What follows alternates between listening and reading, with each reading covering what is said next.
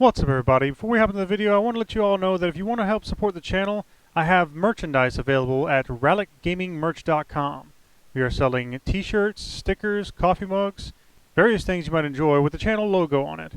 Be sure to check it out if you want to help support the channel and get some cool merch.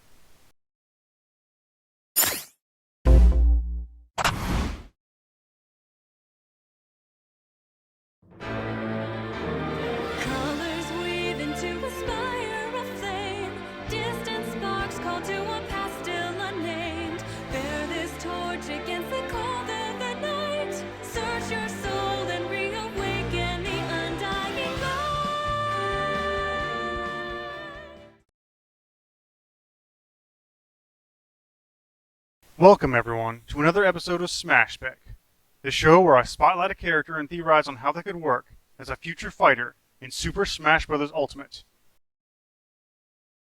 We are officially halfway through Fighters Pass Volume 2 now with the release of Sephiroth from Final Fantasy VII and Pyra and Mithra from Xenoblade Chronicles 2.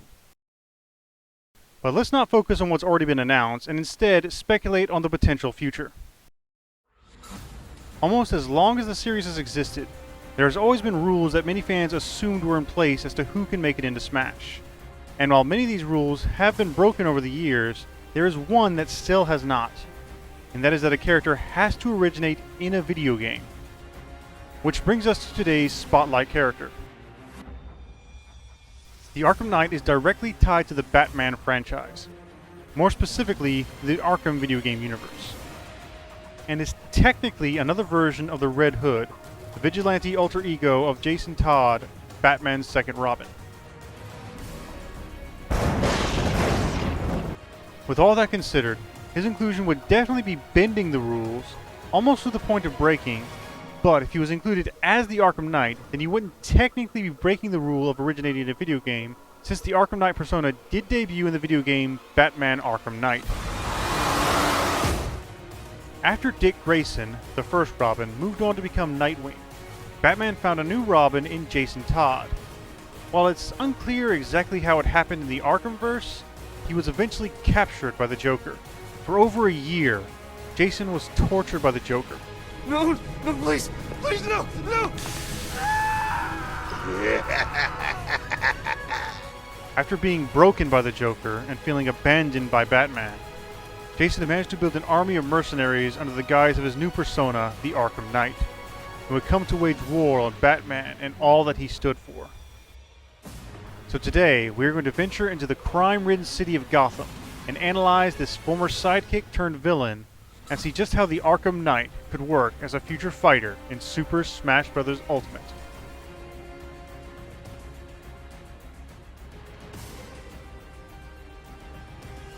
Once again, we're going to start with the appearance and alts for this character. Obviously, his default appearance would be the way the Arkham Knight appeared throughout the story, with an alternate costume based on his Red Hood outfit from the game as well. I think this would work best with 5 costume slots assigned to the Arkham Knight costume, and the remaining 3 for the Red Hood. For the Knight's alternate colors, I feel they should be inspired by several villains from the game.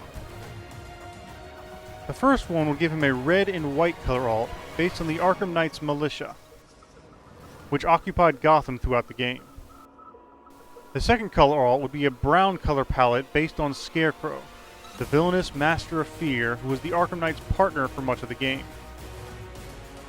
Third would be a red and green color alt, which would take inspiration from Poison Ivy.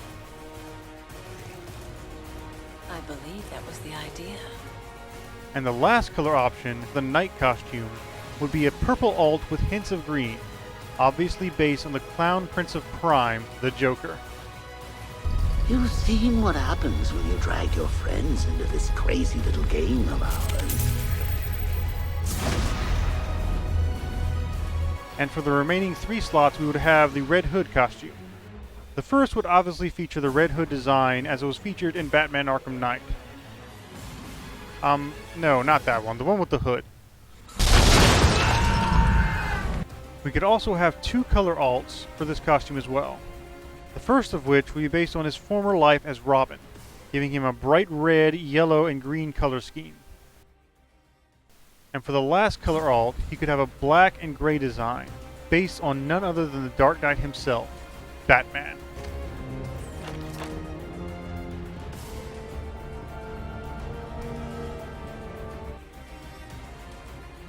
Now we can look into the moveset the Arkham Knight would have in Smash. Given the militarized tactics and gear the Arkham Knight used throughout the game, it's pretty obvious he would be a little similar to Snake. However, this is also someone who is trained by the friggin' Batman, so naturally he has some serious martial arts skills as well.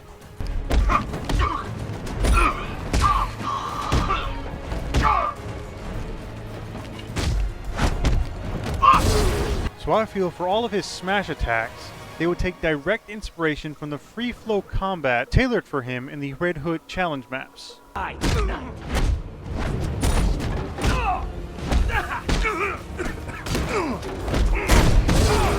However, his special attacks would take advantage of the weapons and gear he has from these modes as well.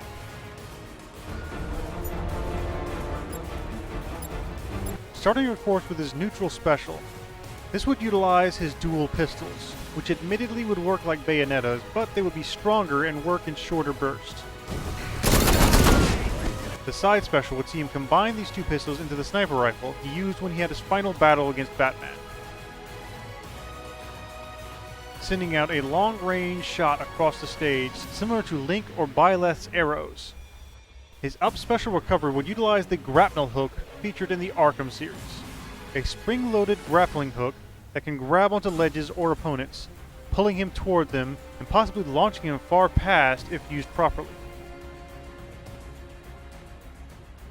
Speaking of ledges, they could implement his ledge takedowns as a means of countering edge guards.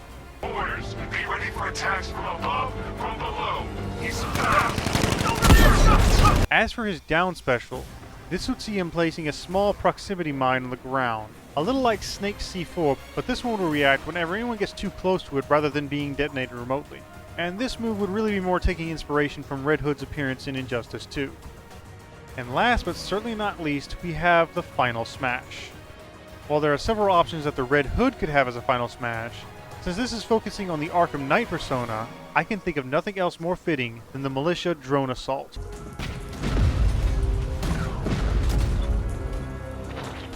In the Arkham Knight game, the Knight deployed an army of unmanned drones with several different types into Gotham to hunt down Batman.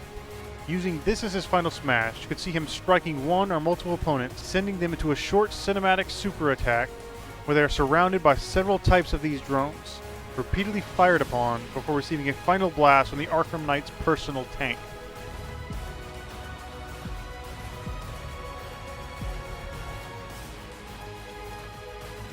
And now we finally have the stage options for the Arkham Knight. There are only a few options that could really work. The abandoned mall where he fought Batman could work, a stage set in the airships, or various points around the city could easily work too. But I think the best option would be either set on top or in front of the GCPD. That way we can have the iconic bat signal in the background, as well as background cameos from various Batman villains and allies. And that wraps up my analysis of the Arkham Knight and how he could work in Super Smash Bros. While I know he won't make it in, I thought it would be interesting to look at a character who can bend the rules of Smash without actually breaking them. I hope you all enjoyed this video, and I'd really appreciate if you hit that like button and subscribe to the channel. Until next time, this is Ralyc signing off. Have a good day, and omelette du fromage. Next time on Smash Spec.